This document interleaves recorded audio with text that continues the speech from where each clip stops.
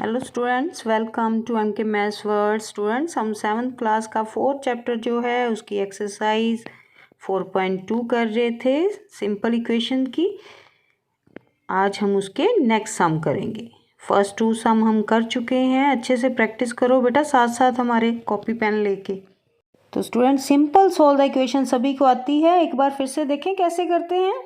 तो student 6th class में हमने सिंपल सॉल्व द इक्वेशन सीखी हुई है। अगर आपको ये मेथड आ गया कि कैसे करना है, तो ये स्टूडेंट आपकी सभी क्लासेस जो हैं 6 टू नेक्स्ट जो भी हैं सभी में यूज़ होना है, ठीक है। अगर आपको ये आ गया ना, समझो आपको मैथ जो है वो बहुत ईजी लगने वाला है। तो कैसे करते हैं, क्या रूल है इसमें, जब भी इक्वेशन हो इक्वल टू का साइन है, कोई भी नंबर लेफ्ट साइड में अगर पॉजिटिव है तो उसको अगर हमने राइट साइड लेके जाना है तो वो क्या बन जाएगा, नेगेटिव। अगर मल्टीप्लाई का है तो क्या बन जाएगा, डिवाइड का। सेम ऐसे ही अगर माइनस का है तो वो क्या बन जाएगा, प्लस का। अगर डिवाइड का है तो दूसरी तरफ बन जाएगा मल्टीप्लाई का, ठीक है। जैसे ये एग्जाम्पल है, देखो n + 12 = 20। ये मान लो एक आपके पास इक्वेशन है, ठीक है। तो सबसे पहले जो वेरिएबल होते हैं ABC जो है वो सभी क्या हैं, वेरिएबल्स, और 1 2 3 सभी जो हैं वो क्या हैं, नंबर्स। तो हमने क्या करना होता है, नंबर्स को एक साइड लेके जाना है और वेरिएबल को एक तरफ रखना है, क्योंकि उसकी वैल्यू हमने फाइंड आउट करनी होती है वहाँ पे, ठीक है। तो ये n इस तरफ ही रहेगा। ये जो 12 है नंबर है ना, तो नंबर को हम दूसरी तरफ लेके जाए हैं, तो यहाँ पे 20 जो है दूसरी तरफ वो अपनी साइड है वो वैसे ही रहेगा, ठीक है। 12 जब दूसरी तरफ लेके गए तो ये प्लस का था, उधर जाके क्या हो गया, माइनस का। तो 20 में से 12 सब्ट्रैक्ट किए, कितना आ गया, 8, ठीक है। तो इसी तरह से ये प्लस का हो गया, अगर माइनस का हो सम तो माइनस वाला नंबर जो है दूसरी तरफ जाके प्लस बन जाएगा। 5 5 कितने हो गए, 10, ठीक है।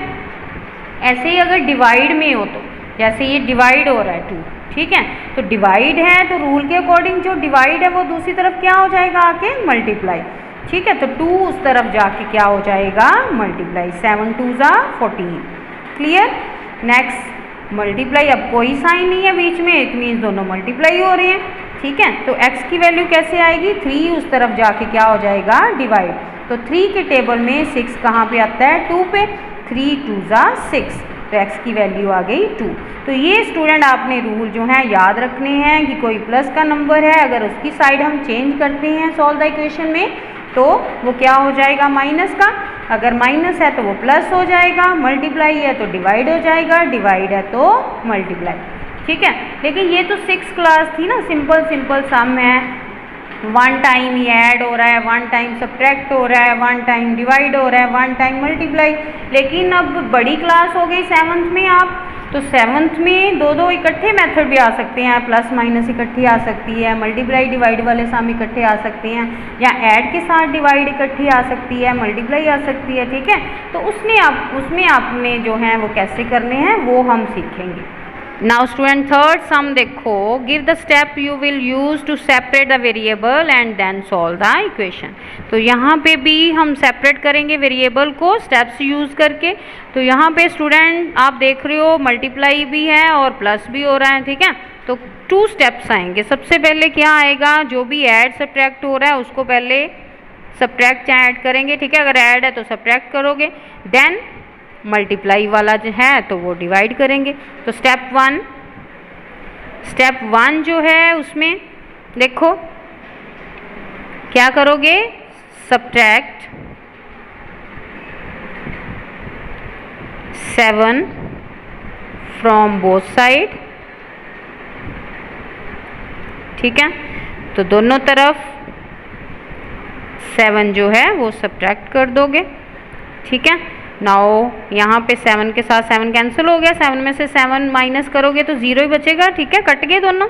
तो 5x = 17 में से 7 सब्ट्रैक्ट किए, 10 आ गया। नेक्स्ट सेकंड स्टेप क्या होगा, स्टेप 2। अब दोनों ये सेम वैसे ही सम बन गया ना जैसे पिछले हमने किए हैं, मल्टीप्लाई हो रहा है तो मल्टीप्लाई हो रहा है, तो क्या करोगे, डिवाइड बोथ साइड बाय 5। तो दोनों तरफ 5 से क्या कर दो, डिवाइड। 5x/5 = 10/5। 5 के साथ 5 कट गया 1 के टेबल में, और 5 के टेबल में 10 आ गया 2 पे। तो x इक्वल टू 2 आ गया आंसर। क्लियर है स्टूडेंट? इजी है ना, साथ साथ प्रैक्टिस करो बेटा तभी आएंगे ये सम। नाउ नेक्स्ट सेकंड पार्ट देखो इसका। यहाँ पे स्टूडेंट 3 जो है डिवाइड हो रहा है, तो सबसे पहले 3 क्या करेंगे, फर्स्ट स्टेप में multiply. Step 1 multiply both side by 3। ठीक है, now student multiply both side by 3, तो इस तरफ भी मल्टीप्लाई और दूसरी तरफ भी मल्टीप्लाई। ठीक है, 3 के साथ 3 कैंसिल हो गया। नाउ 20x इक्वल टू 4 3 = 12 और साथ में ये वाली 0 120 आ गया। ठीक है, आपने सीखा हुआ है ना इजी मल्टीप्लाई कैसे करते हैं। नाउ सेकंड स्टेप, स्टेप 2 क्या आएगा, ये मल्टीप्लाई हो रहा है तो हम क्या करेंगे, डिवाइड बोथ साइड बाय 20। ठीक है, तो दोनों तरफ 20 के साथ क्या कर देंगे, डिवाइड कर देंगे। यहाँ पे 20 के 20 साथ कट गया 1 पे, 0 के साथ 0 कट गई और 2 के टेबल में 12 कट गया 6 पे। ठीक है, तो यहाँ पे x इक्वल टू 6 आ गया आंसर। क्लियर? इजी है ना।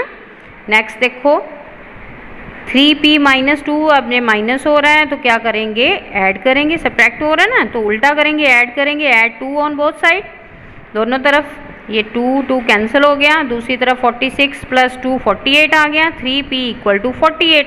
नाउ मल्टीप्लाई हो रहा है तो डिवाइड करोगे 3 बोथ साइड 3 से डिवाइड किया, 3 के साथ 3 कट गया 1 के टेबल में और 3 के टेबल में 48 जो है वो कहाँ आता है, 16 पे। तो p की वैल्यू हमारे पास आ गई 16। क्लियर? इजी है ना स्टूडेंट, साथ साथ प्रैक्टिस करो बेटा तभी इजी लगेंगे। स्टूडेंट फोर्थ सम देखो, सॉल्व द इक्वेशन। तो यहाँ पे सॉल्व द इक्वेशन है सिंपल, इसने स्टेप्स नहीं कहे हुए। पिछले जो सम हमने किए थे वहाँ पे स्टेप्स बोला था उसने, तो हम स्टेप के अकॉर्डिंग करते थे। ठीक है, अब भी वैसे ही करना है लेकिन स्टेप्स जो हैं वो हमने अपने माइंड में रखने हैं। ठीक है, लिखने नहीं है, सीधे ही सॉल्व करेंगे। नाउ स्टूडेंट फर्स्ट सम देखो, 10x + 10 = 100। ये 10x इस तरफ ही रहेगा सोल्यूशन। ये वाला 10 जो ऐड हो रहा है तो जाके सब्ट्रैक्ट, क्योंकि ऐड हो रहा है ना दूसरी तरफ जाएगा तो सब्ट्रैक्ट हो जाएगा। ठीक है, तो यहाँ पे कितना आ गया, 10x = 100 में से 10 सब्ट्रैक्ट किए 90। ठीक है, नाउ x = 90/10। तो ये 10 के टेबल में 90 कहाँ आता है, 9 पे, तो x = 9 आ गया आंसर। इजी है ना, साथ साथ प्रैक्टिस करो तभी आएगा। ठीक है, कॉपी पेन लो और सॉल्व करो। सेकंड है -p/3, तो पहले 3 जो डिवाइड हो रहा है वो दूसरी तरफ जाके क्या हो जाएगा, मल्टीप्लाई। -p यहीं पे रहेगा। 5 × 3, तो -p = 3 5 = 15। अब p के साथ तो माइनस नहीं लगाना, उसकी तो वैल्यू हमने फाइंड आउट करनी है, इसलिए p अपने प्लेस पे ही रहेगा। माइनस दूसरी तरफ जाके 15 के साथ लग जाएगा और p की वैल्यू -15 आएगी। ठीक है, नेक्स्ट यहाँ पे 12 ऐड हो रहा है, उसको पहले दूसरी तरफ जाके सब्ट्रैक्ट करोगे। ठीक है, 3x = 0 - 12 और 3x = ये आ गया -12।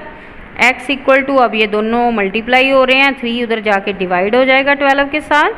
3 के टेबल में 12 आया 4 पे, तो हमारे पास x की वैल्यू आ गई -4। क्लियर? नेक्स्ट फोर्थ सम देखो, 2q - 6 = 0। तो 2q - 6 जो है दूसरी तरफ जाके प्लस हो गया 0 से, तो 6 ही रहा।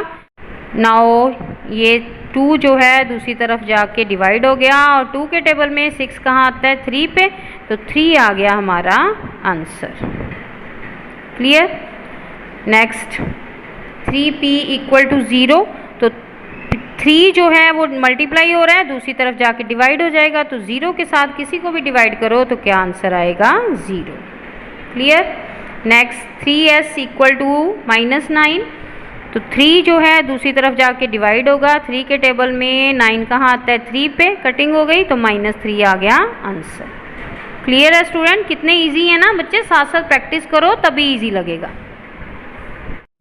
तो स्टूडेंट देखा कितने इजी वे से हमने ये टॉपिक सीखा है। ऐसी और स्टडी बेस्ड वीडियो के लिए हमारे चैनल को सब्सक्राइब करें और लाइक ज़रूर करें। Thank you.